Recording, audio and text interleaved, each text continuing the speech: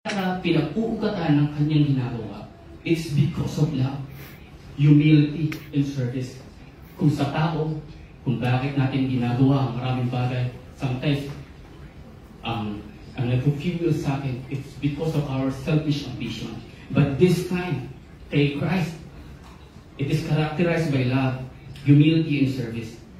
The nature of His yoke is easy and light, providing rest for the soul.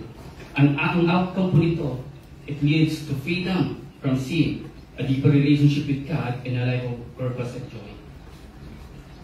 Alam niyo po, kahit sarili ko, before I get to know more about God, and bago ako nalapit sa Kanya, talagang I didn't expect na makakatapos pa ako ng pag-aaral. Dahil lang sa, alam niyo na, pleasures yung ino-offer ng mundo. Pero thank God, I find rest sa Kanya. Hindi ko kailangan makipagkumpit. Hindi ko kailangan maghabol sa maraming bagay. He gives rest. Ginawa na niya ang pinakamabigat na part. Kung sa atin na langit tanggapin ang libreng kaligtasan na pinagbayaran niya ng kanyang sariling buhay. Ito yung daan na gusto niyong daanan din natin. Ang pamatok ni Jesus, kailan may di magiging mapaminsala sa atin. Ito ay may katuturan at makabuluhan ngayon at sa walang hanggan. His will for us is always good and pleasing. Ngayon gusto kong i-relate yung mensahe natin sa kasalukuyang sitwasyon. Nagpapasalamat ako sa Diyos sa nangyari kung paano nakakilala si Caleb, sa Diyos kung paano niya dineclare, pinrofess yung faith niya. I think personally yung Reformed Baptist Church Malabon na ginamit sila ng Diyos para sa buhay ni Caleb. And yung una, talagang mabigat yung awa na nararamdaman namin for Caleb kung siya ay doon sa ganung klaseng kalagayan. Talagang naandun eh.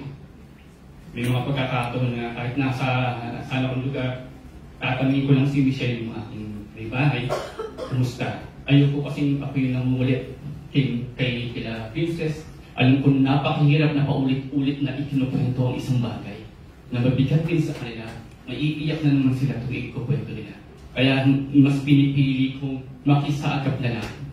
At tinatanong ko si Michelle, kumusta sila? Ano yung kalagayan ni Caleb? At mabigat sa amin. Yung awa ay nandun. Pero ngayon, yung dating awa na nararamdaman namin, ito yung napalitan ng relief, ng joy. Actually, iniisip ko, ano kaya yung pakiramdam na naandun siya kasama ng ating Panginoon. Isa iniisip ko, ang sarap siguro, ito'y hindi yung inggit na katulad ng inggit ng mundo. Ito'y banal na inggit. Ano kaya yung pakiramdam na siya ay naandun na sa piling ng ating Ama. Alam niyo po, habang tayo ay nandito sa katawan, napakaraming pasanin ng buhay ang darating sa atin. Marahil ang bawat isa dito ay nakikiramay sa pinagdadaanan namin bilang tito niya at naming mga kamag-anak. But alam ko po, bawat isa sa atin, bagamat tayo ay tumatawa, ngumingiti, but behind those smiles, whenever we are alone, alam ko may kanya-kanya tayong pasanin. Alam ko lahat ng isa dito ay may tanong, may pinagdadaanan ng mabigat, at may pasan-pasan na matagal nang nagpapahilang. May pamamaraan ang Diyos na iba sa pamamaraan natin. Ano man ang pinagdadaan natin, maging ang pagkawala ni Caleb ay isa sa mga sa mga pagdadaanan ng tao. Ano po ba yung mga posibleng magbibigay po ako ng mga ilan na example ng mga pwedeng pinagdadaanan natin. Alam niyo po, ito yung pangkaraniwan ng mga broken relationships, mga bisyo na hindi kayang talikuran, o yung ikaw na dumaranas ng rejection, failure sa napiling career, natanggal sa trabaho, nakulong sa mahabang panahon, mga karamdaman, nasunugan ng tahanan, yung mga paikot-ikot na sitwasyon na hindi na malagpasan. Ikaw na hindi ang pagtagumpayan ng kasalanan. The truth is, everything in life is not meant to be carried alone. Ito po ang katotohanan. Everything na dinadanas natin, it is not meant to be carried alone. Jesus is inviting us to take up His yoke. Naalala ko, umaakit po kami sa bundok, may project po kami doon. At nagkatayo po kami ng tower sa mga tataas na lugar sa bundok sa Aurora. At isa sa mabigat na binubuhat namin paakyat ay yung battery para mapagana siya through solar. So, minsan, yung isang kasama namin ay binubuhat yun ng mag-isa. At nakita nung kasama ko na nasa at sabi niya, baba mo muna, Brad. Kumuha siya ng isang kahoy, inilikain niya, tinali niya yung battery sa pinakagitna ng kahoy niya. At magkabilaan nilang pinasan. This is somehow a kind of a yoke. At ito yung ino-offer ni Jesus sa atin. Maganda at magaan kasama si Jesus.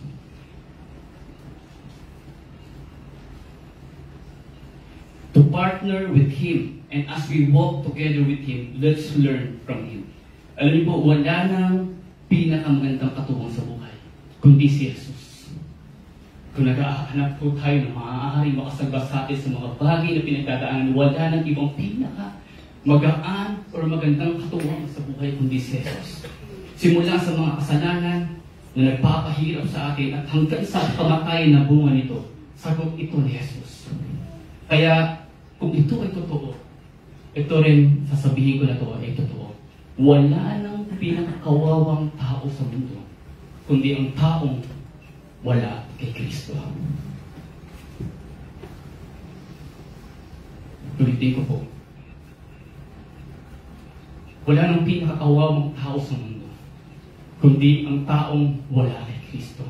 Kaya naniniwala ako, bagamat si Caleb ay dumanas ng ganong klaseng karamdaman, siya ay napaka-blessed na nakilala niya si Jesus. Kaya ang akin pong panawagan sa lahat, tumugon po tayo sa imbitasyon. Meron siyang ibinibigay sa atin na mas magaan dalhin para hindi tayo mahirapan at mabigitan sa mga pasalin. Pangatlo, ang pangako ni Jesus. He promised rest. Ito ang sinabi niya sa kanyang salita. Sabi niya,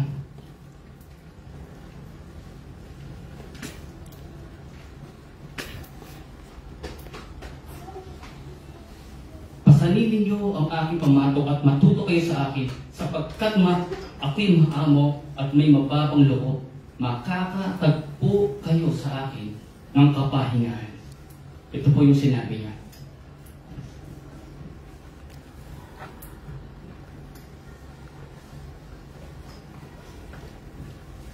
First of all, rest is a blessing.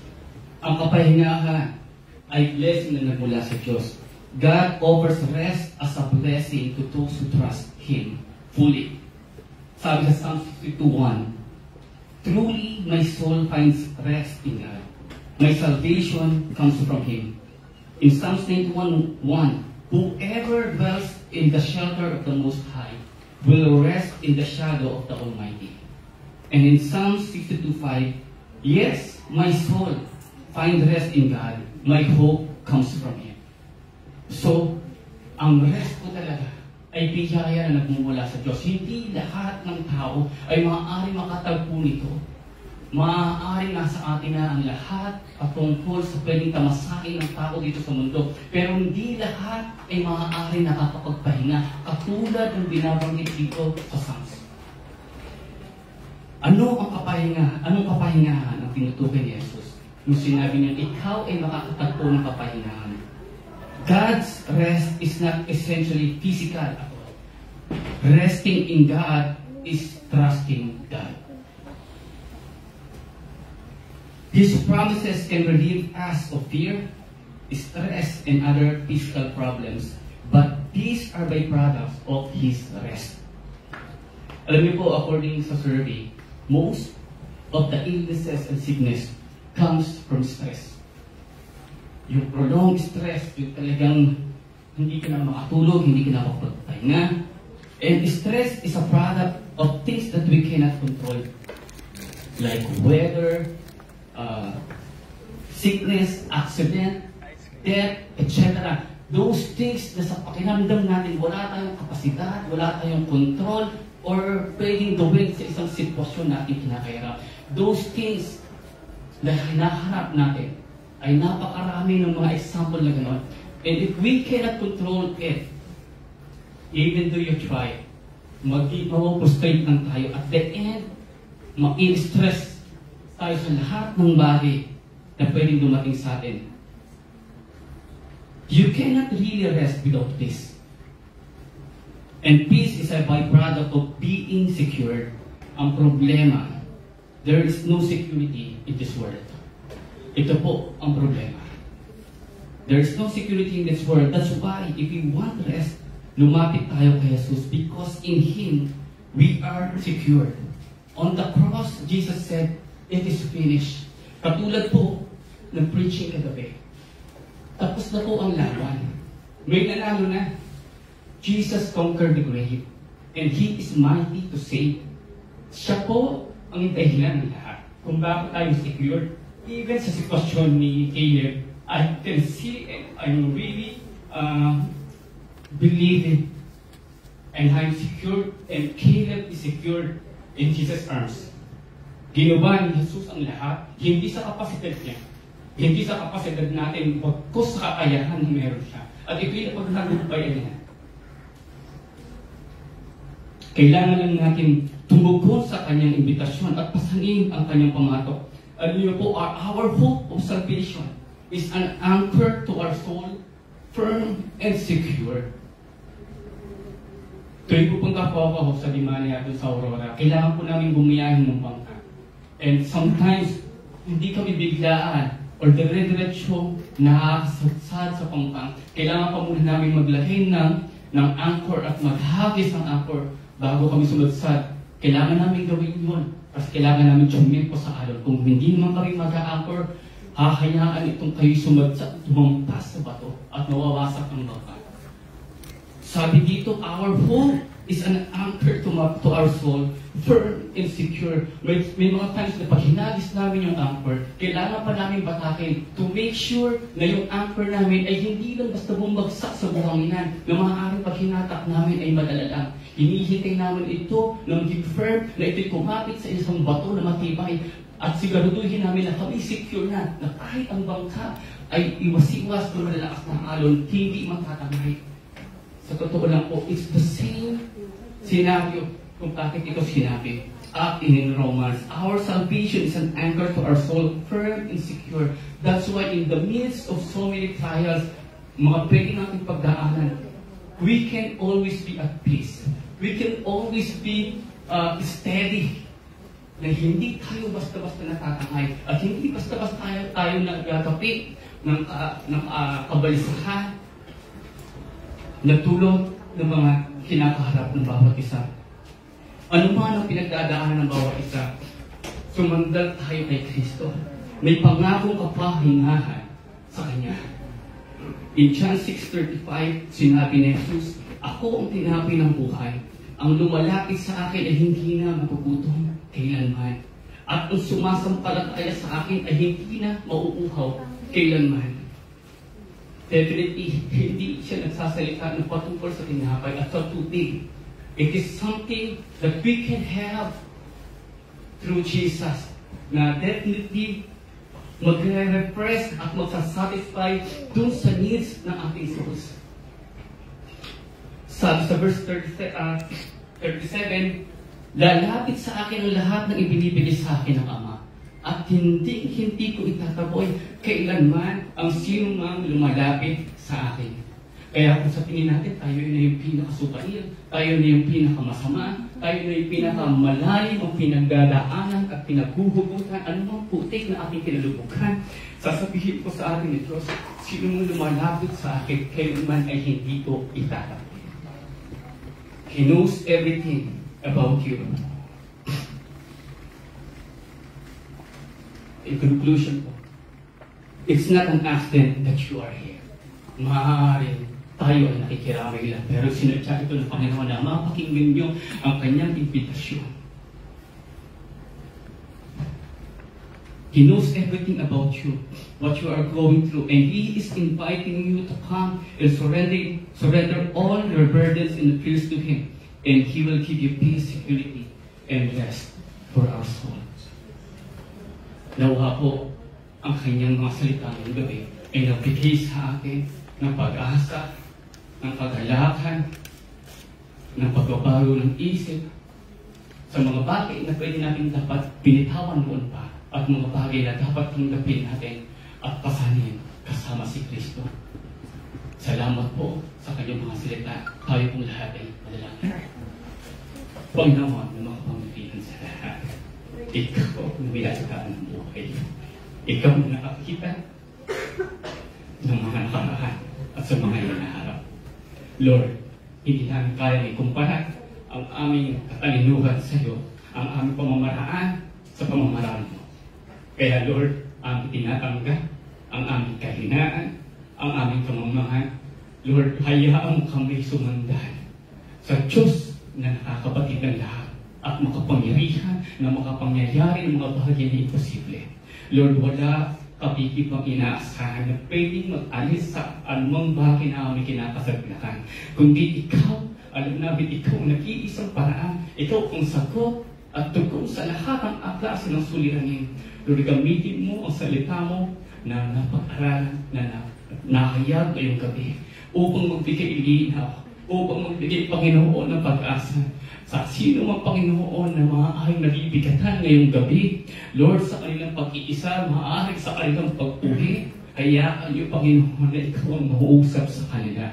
Na ang kanilang napakinggan ay buhay na salita, na ito'y tumatagos hindi lang sa kanilang tenga, bagkus sa kaibuturan ng kanilang puso, kasasuan, kalasdaan, pagkita ng mga buto. Hayaan mo ito'y matalim, Panginoon, at dalhin nila sa anumang klase ng sitwasyon na sila hindi nag-iisa sa kanilang mga pinagdadaanan. Nabatid mo anuman, Panginoon, ang kanilang hinaing, daing at hiniiyak sa kanilang pag-iisa. Lord, kami na iyong mga anak, ay kami, Panginoon, ay umaasa sa Diyos na siyang lumikha sa amin. Ikaw, Panginoon, nagtatni-tatni at may dahilan ka sa aming pagkasilang.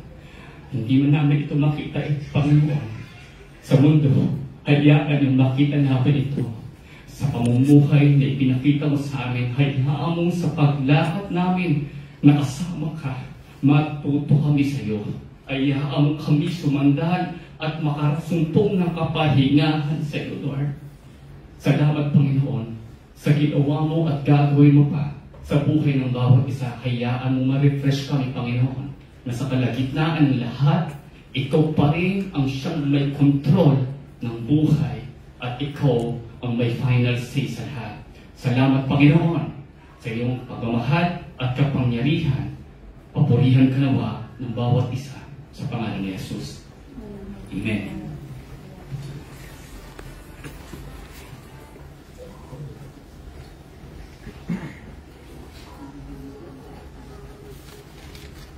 Salamat po kay Pastor Ferdinand sa pangangaral po sa salita ng Panginoong Diyos.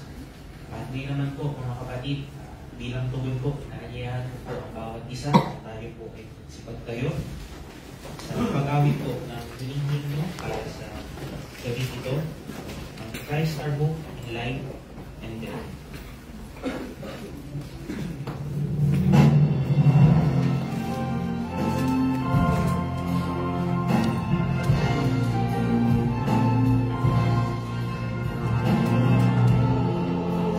Love.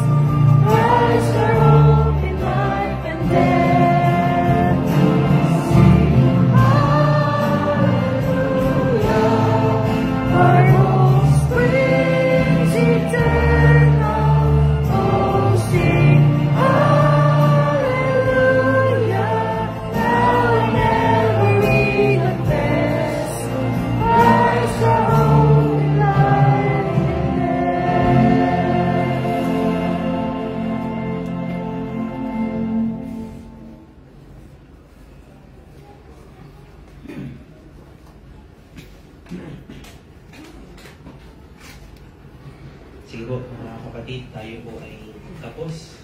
Isang panalangin. Kami po po. Let us pray. Aming Panginoong Diyos, sa kahit taas-taasan, kami po muli ay malapit sa iyo. Paanan, salamat Panginoon. At umpayan po namin mula sa mga testimonya na kahit po hilit sa mga buhay. Are also thankful, Panginoon, sa pangaral namin ng salita. Sa pamaraanan dito, this trying times, Panginoon. Despite all na pinakaharap po, patuloy po, sapat ang pagmamahal ng aming Panginoong Diyos. Nawa sa mga kasama po namin sa mga oras na ito. Bilat ng mensahe sa gawin nito. In some to our Lord Jesus Christ, mga Panginoon, ang aming buhay, isubo po natin sa inyo. Dahil sa inyo lamang po makikita kaligtasan at ang kapitan ng panginoon. And we are also, Panginoon, praying comfort, patuloy, Panginoon, for guidance this trying time. Give our lives, Panginoon, sa inyong wisdom, sa inyong pag-iinan, para po sa bawat isa. Muli, sa lahat po ng nangyayari, alam niyo lamang po ang maitaas sa isang panito. Kailangan po ang biyag, pulhan, life, and death, Panginoon. May narinig with days, now and forever. Amen. Po, mari na po tayo magsipo. At ngayon naman po, kung may mga further announcements po, tawagin ko lamang po si Deacon Ed para po sa gaganapin for tomorrow event.